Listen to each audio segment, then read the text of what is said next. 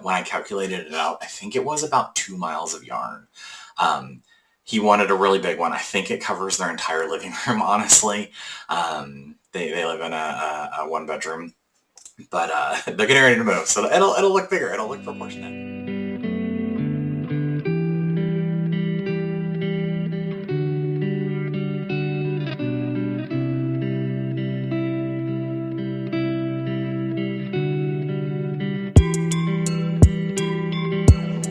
Hello, and welcome to Losing My Knit, Vlogmas 2024, aka 12 Days of Knitmas. I think every one of my intros has been different. I like that one. Maybe I'll do it. I actually wrote that one down this time. Today is day 5. I am going to talk about blankets. I love knitting blankets. I think one of the reasons I really like knitting blankets is because there's so many stitches that if you want to learn a new skill like cabling or mosaic knitting or lace even, you can really practice it over and over and over and over again. The third blanket, which is the second pattern I talk about, is how I taught myself continental knitting during the pandemic. I figured it would be faster for me. I'm lazy. I've talked about being really lazy, but I figured, instead of throwing, just doing the flick, I guess it's flicking, I don't know. But doing this motion was a lot faster than doing this motion. I know people can knit really fast English style, but I also wasn't doing proper English style. I was doing a weird Irish cottage knitting modification. I talked about it in my very, very first episode, my intro to the channel. And yeah, so anything was going to be faster than what I was doing. And it was a sport weight blanket. So I decided to teach myself continental. Yeah, so the blankets themselves I have made just since the pandemic, or right before the pandemic. I've made 5 blankets.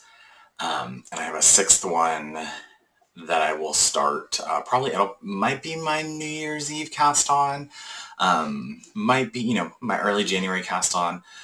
That one has a time, that one has a deadline of early July next year. So I do need to get a move on so that I can make sure I finish it in time. But I'll talk about that. It's the very last one I'll talk about. So the blankets that I've made, the first 2 I don't have with me. One was for a friend, and one was for my partner. The one for my partner, I believe, is in the attic in one of our boxes. Moved a few months ago, and we just haven't unpacked it yet. It also would not be easy to show off. I'll put a picture right here. It is the Cozy Basket Weave Textured Blanket by Stacy Celia. Super easy to learn, super easy to remember, and it just creates this beautiful basket weave. I followed her pattern the first time I made it. So I've made 2 of these blankets. One was for my partner, one was for a friend. Pretty sure I just said that. And the first time I made it, I followed the pattern, but the pattern wasn't crisp. It wasn't distinct. Like you couldn't see that basket weave. And so when I finished the first one, this is one of our friends that comes over pretty regularly, and he was always wrapping up in the blanket. Thankfully, it is big. You can see this is on our sofa. That photo. I think all 4 of us could sit under it. So when he asked me to make one, I was like, sure, just buy the yarn. It's chunky yarn. I think it's from Michael's. It's acrylic. We didn't have a dog, but we knew we were going to get a dog. They have cats, so we wanted something that was easily washable. And so when I knit it the second time, I read somewhere that, and I don't remember exactly what it was, but I added either a twist stitch or a twisted knit or a twisted purl when I changed it, and it made it a lot crisper. If I find a photo, I'll put it here of the second one. Same yarn, different colorways, and yeah, it was an easy knit, and I just knit away at it, and it was fun. I really liked it. Those were 2 great. I definitely recommend the pattern. Super simple. I think it's free. I'll double check. I'll include below No, I'll include below a little note right here. I'll tell you if it's free. The second pattern that I did is the one that I have with me. My partner, I don't remember if he found it or if I found it, but he decided he wanted a different blanket. This one is more throw size. It is the Tonal Blanket by Pearl Soho. I didn't buy their yarn. Their yarn is very pretty, but it is so expensive. So I ended up using Knit Picks. It might be Wool of the Andes. It's sport weight, and it's this pattern, y'all. I love this pattern. This doesn't have the perfect tonal shift that the Pearl Soho does, but I did as good as I could with the colors that were available. So it goes from, so it's this lighter gray. Actually, you can see it better on the darker color. So it's this lighter gray, and it goes from this like very light, almost sky, teal sky, into this beautiful teal, into a darker blue, and then into a darker teal. You can't really tell the difference. I can barely tell the difference because of this. And then into a navy that's almost black. Like it's almost black. I'll put a photo. You can tell a little better actually. Here, let's do it this way. You can tell better on the back. So this is the almost black. This is the navy. Yeah, this is the dark teal. You can't really tell the difference. It's funny because this is similar to the color that I'm making my my test knit in, and it looks blue on here, but it's a beautiful, dark, rich teal, I promise. And then you can see sort of the other two colors.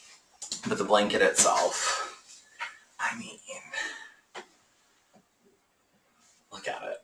It's beautiful. I wish these two fades, or these two color changes, weren't quite as drastic, because you can see those three, it bleeds into each other, you can't tell. But I'm still impressed. I love this blanket. Everyone uses it. He loves it.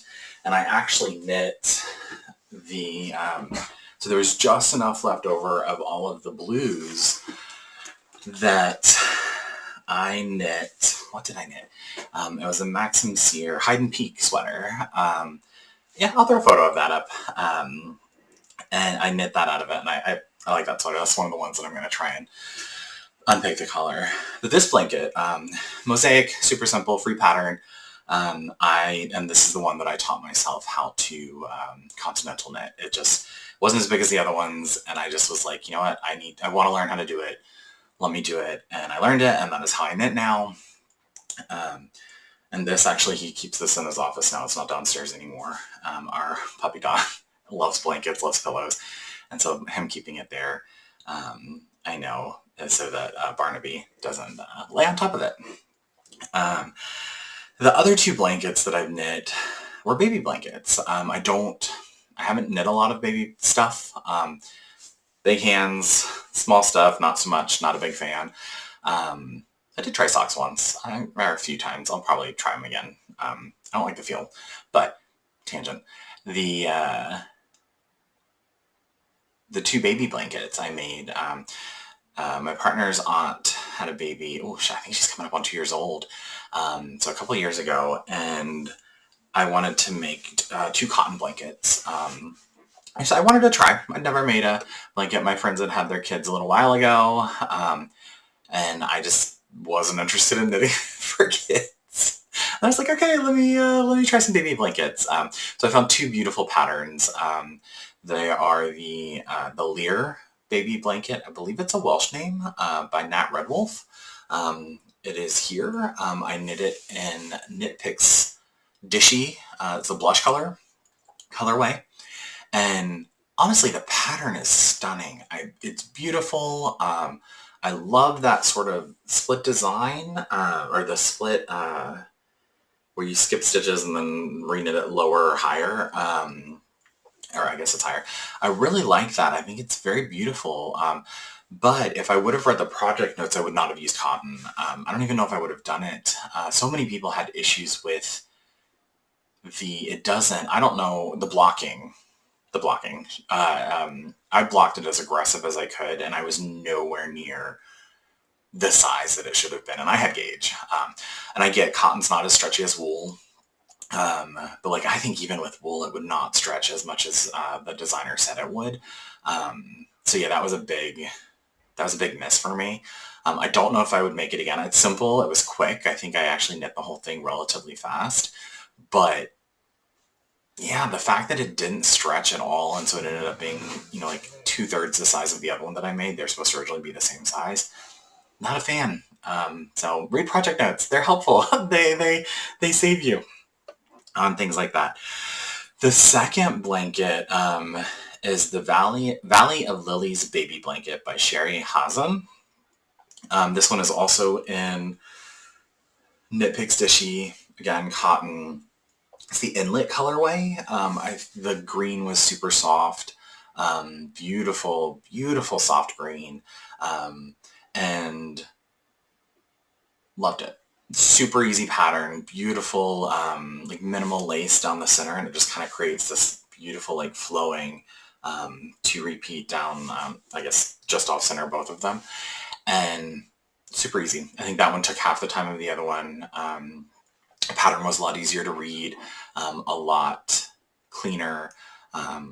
That second on the Lear blanket, I had to go find a video to explain to me what she was trying to tell me to do with those stitches. I think it's knit one under the one below. It's something, they did not define what you're supposed to do very well, but the Valley of Lilies blanket was perfect. Loved it. Spot on. Yeah, and I gave those 2 Thanksgivings ago, maybe last Thanksgiving, just recent, in the last 2 years, to I guess technically my partner's cousin, youngest cousin. He's the oldest. She's the youngest, brand new baby born. And then so the final blanket. Now, if for some reason you're watching this, Lee, my sister, stop watching. You don't want to get it spoiled. I have the yarn. I actually lost this yarn for quite a while until we went to move, and then I found it. The blanket, I'll just show you the yarn, and then I'll post the pattern on. So this is the yarn.